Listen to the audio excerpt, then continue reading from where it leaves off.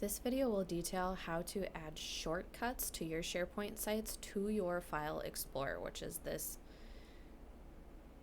file down here. As you can see on the left, I have SP Compliance and SP Development. SP stands for SharePoint, so I know that if I edit or change these files, it's also updating on the SharePoint site. So this essentially is your SharePoint site. It just doesn't look or feel like it. So let's say there's an instance, I have a bunch of documents saved on my desktop and I want to transfer them to the SharePoint site. All I would need to do is drag and drop, and those files will update here, but it will also change it on the SharePoint site. So it's one and the same. It just looks and feels different.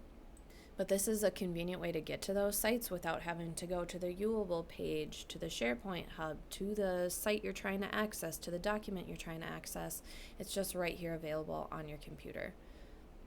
I highly recommend adding the SP in front of the folder name so that you are certain that when you're changing something, it's doing it in SharePoint as well and not just being saved to a file on your computer. I will show you how to do that. First though, I will show you how to add the shortcut. So I am going to SharePoint to my home that has my frequent sites that I've followed. And I'm going to pretend that I want to pin the Human Resources site to my File Explorer. So I'm going to go to Documents.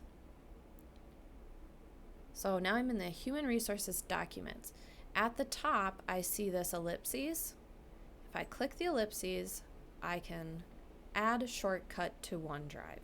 So you click that, and after a couple minutes, it will show up in your File Explorer.